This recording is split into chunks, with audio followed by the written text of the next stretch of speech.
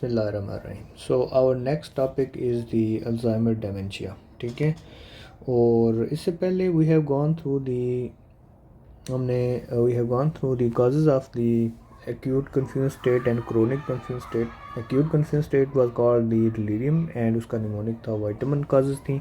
ठीक है, और क्रोनिक कन्फ्यूज स्टेट जिसको हम डेमेंशिया भी कहते हैं उसमें हमारे पास रिवर्सिबल एंड इरिवर्सिबल काजेज़ थी। रिवर्सिबल काजेज में लाइक कुशिंग सिंड्रोम था, हाइपोथायराइडिज्म था, राइट। उसके अलावा न्यूरोसिस्टिक साइकोसिस था। ठीक है, और फर्दर काजेज थी। सो इरिवर्सिबल में हमारी सबसे पहली जो टाइप आती है that is Alzheimer dementia, right. So Alzheimer dementia में बेसिकली होता क्या है, there is deficiency of neurotransmitter that is called acetylcholine. ठीक है, और एसिटाइलकोलिन बेसिकली बन कहाँ पे होता है, that is formed in the basal nucleus of Meynert में, बेसल न्यूक्लियस ऑफ माइनर्ड। ठीक है, ये यहाँ पे बन रहा होता है ब्रेन में। ठीक है, और कौन सी ऐसी डिजीज़ में जिसमें एसिटाइलकोलिन इंक्रीज़ हो जाता है, ठीक है, दैट इज़ पार्किंसन डिजीज़, जिसमें डोपामिन डिक्रीज़ हो जाता है एंड एसिटाइलकोलिन इंक्रीज़ हो जाता है। So this is the most common cause of the Alzheimer disease is the most common cause of the dementia in elderly. ठीक है, most common cause of dementia in elderly that is Alzheimer disease. ठीक है, ये biggest neuropsychiatric illness है। It has association with chromosome number 1। ठीक है, इसमें हमारे पास एक जीन होता है that is called as the presenilin 2 gene, and इस क्रोमोसोम नंबर 14 होता है जिसमें प्रीसाइनिलिन नंबर 1 जीन होता है that is responsible for the Alzheimer disease. और क्रोमोसोम 19 में हमारे पास एपोई जीन होता है, एपोई जीन होता है दैट इसकी फर्दर टाइप्स हैं E2, E3 एंड E4।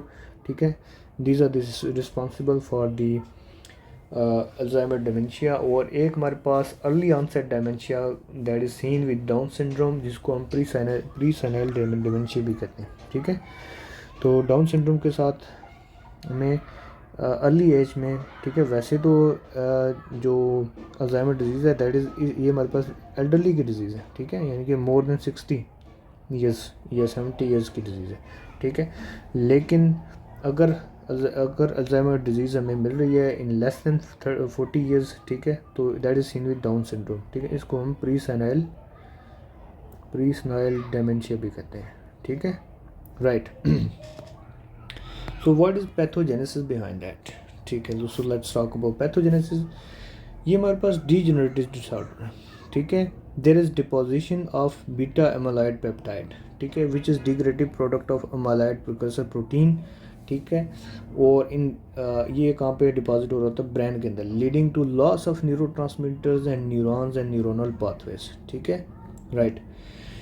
तो इसमें बेसिकली क्या होता है, अगर हम थोड़ा सा कॉन्सेप्ट एक देखते हैं, तो प्रोटीन की फोल्डिंग होती है हमारी बॉडी में, वो 2 टाइप्स की हो सकती है।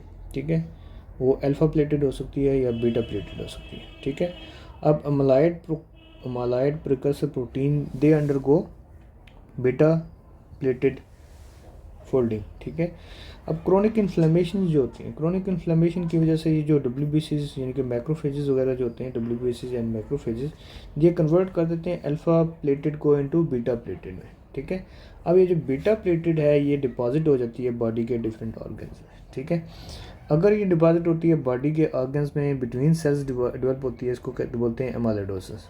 ठीक है, और अगर ये सेल्स के अंदर डिपॉजिट होती है, न्यूरॉन्स के अंदर डिपॉजिट, इसको कहते हैं क्रूड-फेल्ट जैकब डिजीज़, राइट।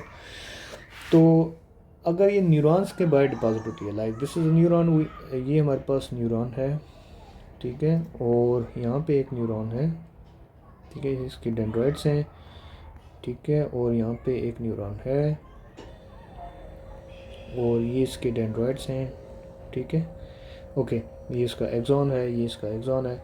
तो अगर यहाँ पे आके ये डिपॉजिट हो जाता है, ठीक है, क्या चीज़, अमाइलॉइड हमारे पास, ये हम इसको कहते हैं,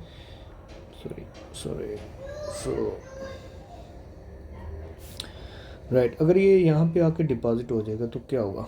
ठीक है, तो neurons won't be able to transmit the impulse, right. तो इसमें यहाँ पे डिपॉजिट होते हैं, इनको कहते हैं ए बीटा एमाइलॉइड। ठीक है, तो ए बीटा जो एक होता है ए बीटा 2 एमाइलॉइड, ठीक है। ये होता है डायलिसिस रिलेटेड डेमेंशिया, ठीक है। डायलिसिस रिलेटेड अमाइलॉइड प्रोटीन होती है जो कि डिपॉजिट होती है ब्रेन में, ठीक है, और ये भी डेमेंशिया काज करती है, ठीक है। So this is a beta amyloid.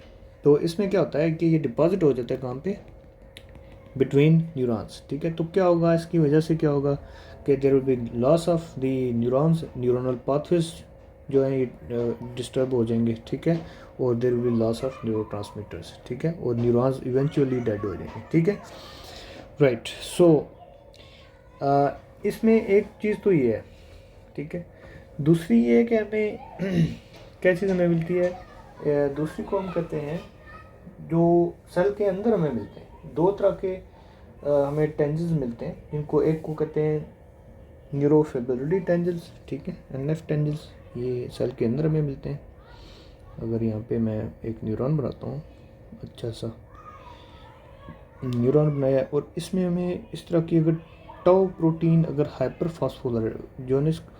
Phosphorylated tau protein को हम कहते हैं एनएफ टेंजल्स, एनएफ न्यूरोफिब्रिलरी टेंजल्स कहते हैं, ठीक है। और जो दूसरी एक होती है प्रोटीन होती है, ठीक है, जिसको हम कहते हैं, ये प्रोटीनिशियस रॉड्स होते हैं जो इओसिनोफिलिक, जो इंट्रासेलुलर इओसिनोफिलिक रॉड्स होते हैं, ठीक है, जिनको कहते हैं हायरोना बॉडीज़, ठीक है। ये मिलते हैं कौन से पेशेंट्स में, अल्जाइमर डिजीज़ में।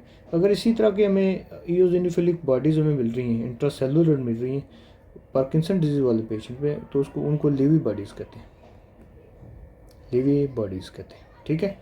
So this was little bit about the histopathological examination पे हमें क्या क्या फाइंडिंग मिलेंगी। एक तो हमें ए बीटा एमिलॉइड मिलेगा, ठीक है, दैट इज़ एक्स्ट्रा सेलुलर, ठीक है, और हमें दूसरी फाइंडिंग क्या मिलेंगी, दो चीज़ें इंट्रासेलुलर होंगी, न्यूरॉन्स के अंदर होंगी, दैट एक न्यूरोफिब्रिलरी टेंजल्स, ठीक है, जो कि basically hyper phosphorylated tau proteins होती हैं। दूसरी हमें जो फाइंडिंग है इंट्रासेलुलर मिलती है, दैट इज़ हायरोना बॉडीज, वो मोस्टली हिप्पोकैम्पल एरिया पे मिलते हैं, right. So let's talk about clinical features of Alzheimer disease, right. So इसमें हमारे पास पेशेंट होगा मोर देन 60 ईयर्स, ठीक है, मेल एंड फीमेल में इक्वल होता है इसका रिस्क, और रिस्क फैक्टर एक ही है, दैट इज़ डाउन सिंड्रोम। इसमें सबसे पहले क्या होता है, मेमोरी लॉस होता है, ठीक है, प्रोग्रेसिव फॉरगेटफुलनेस होती है, वीडियो स्पेशल डिफेक्ट्स होते हैं। अच्छा, इसमें there is one important point है कि जो है ना, वैसे तो overall whole cortex is involve, लेकिन मोस्टली जो एरियाज इन्वॉल्व होते हैं, एक तो इसमें पैराइटल लोब इन्वॉल्व होती है, ठीक है, and the next thing is the temporal lobe, ठीक है, पैराइटल एंड टेम्पोरल लोब इसमें ज़्यादा इन्वॉल्व। जब पैराइटल लोब इन्वॉल्व होगी तो हमारे पास वीडियो स्पेशल डिफेक्ट्स आएंगे, प्लस पेशेंट को क्या होगा, एफेजिया हो सकता है, ठीक है, टेम्पोरल लोब अगर इन्वॉल्व होती है एफेजिया होगा पेशेंट को, पैराइटल लोब इन्वॉल्व होती है एप्रेक्सिया होगा, ठीक है। इसमें बेसिकली 4 एज मिलते हैं, एक हो गया एफेजिया एंड एप्रेक्सिया, ठीक है, वीडियो स्पेशल डिफेक्ट्स की वजह से एप्रेक्सिया हो सकता है पेशेंट पे। उसके अलावा दो चीज़ें, एक मेमोरी लॉस की वजह से एमनेजिया होगा पेशेंट को, ठीक है, एंड अनदर थिंग इज़ एनोसोगनोजिया, ठीक है, ये फीचर आएंगे। एनोसोगनोजिया कहते हैं लैक ऑफ अवेयरनेस, ठीक है, लैक ऑफ अवेयरनेस यानी कि उसमें इवन पेशेंट मैच्योरेट कर देगा, जैसे कि मैच्योरेट कर देता है, and he won't bother about that, ठीक है, इसको कहते हैं एनोसोगनोजिया, राइट। तो इसमें patient will get lost easily, ठीक है, मतलब शॉप पे जाएगा फिर वापस आने का रास्ता भूल जाएगा, इवन शॉप पे जाता है तो उसको पता नहीं होगा कि मैंने क्या ख़रीदना है, ठीक है। तो ठीक है, 4 एज आएंगे, ठीक है। सो इसमें अच्छा केस है कि 63-year-old male is brought to GP by his wife, she is complaining that her husband is becoming progressively forgetful. तो अगर प्रोग्रेसिव फॉरगेटफुलनेस हो और 4 एज हों, amnesia, aphasia, apraxia and anosognosia, तो हम क्या करते हैं, एक स्क्रीनिंग टूल है दैट इज़ कॉल्ड MMSE, ठीक है, इसको कहते हैं mini mental state examination, right, mini mental state examination कहते हैं। इसका मैक्सिमम स्कोर होता है 30, ठीक है, अगर लेस दैन 24 हो 24/30 हो, ठीक है, और ये हमें सम टाइम डिप्रेशन में भी हमें कम मिलता है। अगर लेस दैन 24 हो तो हम we gonna suspect the patient is having dementia, right. So इसमें एक स्कोरिंग है, दैट इज़ अगर ये स्कोर आ रहा हो 21 to 24 तो इसका मतलब माइल्ड डिजीज़ है, ठीक है। और अगर स्कोर आ रहा हो 10 to 20 आ रहा हो, 10 से 20 आ रहा हो तो मॉडरेट है, डिजीज़ है। और अगर लेस दैन 10 आ रहा हो तो ये सीवियर अल्जाइमर डिजीज़ को रिप्रेजेंट करता है। तो इन्वेस्टिगेशन ऑफ चॉइस जो है हमारे पास है, that is functional MRI, FMRI, ठीक है, ये करवाते हैं।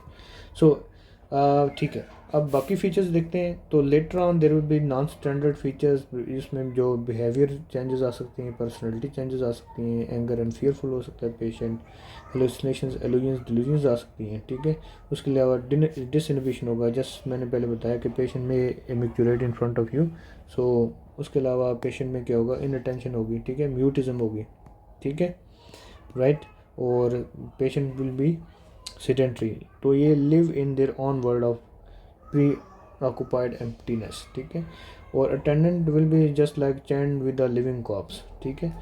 तो जिंदा लाश के साथ attendant will be like that.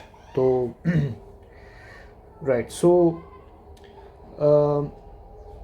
जो MRI करवाएंगे ना, MRI पे हमें जो सीडो इनलार्जमेंट ऑफ वेंट्रिकल्स मिलेंगे, कॉर्टिकल एट्रोफी मिलेगी, ठीक है। तो डायग्नोसिस इज़ क्लिनिकल, ठीक है। उसके लिए हम जो स्कोर यूज़ करते हैं that is MMSE score, just I have mention that, ठीक है। उसमें मैंने बता भी दिया कि 21 से 24 आएगा तो माइल्ड डिजीज़ है, ठीक है। 10 to 20 आता है मॉडरेट, एंड अगर लेस देन आता है, लेस देन 10 आता है तो that is a severe disease, ठीक है। और इसमें investigation of choice that is कौन सी है, फंक्शनल MRI करवाएंगे, फंक्शनल MRI करवाएंगे, ठीक है। जिसमें हमें जो डिक्रीज एक्टिविटी होगी मिलेगी कहाँ पे, एक तो कॉर्टिकल एट्रोफी मिलेगी इन पैराइटल एंड टेम्पोरल एरियाज़ में, ठीक है। तो मोस्ट वैसे तो ये होल कॉर्टेक्स को इन्वॉल्व करता है। सो ट्रीटमेंट इज सिम्टोमेटिक, इसमें हम जो कोलिनर्जिक ड्रग है दैट इज़ डोनेप्सिल, ठीक है, जो कि फर्स्ट लाइन ड्रग है, ये हम देते हैं, दैट इज़ कोलिनेस्टेरेज इनहिबिटर, ठीक है। उसके अलावा हमारे पास अनदर ड्रग इज़ जो ग्लूटामिनर्जिक है, एंटी ग्लूटामिनर्जिक है, क्योंकि इसमें एसिटाइलकोलिन की डेफिशिएंसी होती है तो हमने जो डोनेप्सिल देनी होती है, राइट, कोलिनर्जिक ड्रग्स देनी होती है। तो एंटी ग्लूटामिनर्जिक ड्रग्स जो हम दे सकते हैं दैट इज़ माइमेंटीन, ठीक है, जो कि NMD है, एंटागोनिस्ट है। और इसके अलावा we have another drug that is called as rivastigmine and galantamine दे देते हैं, रिवर्स्टिगमिन एंड ग्लिंटामाइन देते हैं, ठीक है। So I think that's all for the Alzheimer disease, ठीक है। It is one of the important cause of the cortical dementia. तो जो दूसरी डिजीज़ है कॉर्टिकल डिमेंशिया को अगर देखते हैं तो इसमें एक तो अल्जाइमर डिजीज़ आ जाती है, और the next disease is the Pick's disease, ठीक है। Pick's disease is also important cause of Pick's disease, ठीक है। ये भी हमारे पास कॉर्टिकल डिमेंशिया की इंपॉर्टेंट कॉज आती है। उसके अलावा we have got the sub cortical causes of dementia, sub cortical causes of dementia, ठीक है। इसमें हमारे पास पहली तो आ जाती है पार्किंसन डिजीज़, ठीक है, हंटिंगटन डिजीज़ आ जाती है, एड्स रिलेटेड डिमेंशिया आ जाता है, एड्स रिलेटेड डिमेंशिया, ठीक है। तो ये टाइप्स हैं किसकी, सब कॉर्टिकल डिमेंशिया की। So I think that's enough for today. So we're gonna move on to the multi-infarct dementia tomorrow, inshallah. So that's all for today. Thanks for watching.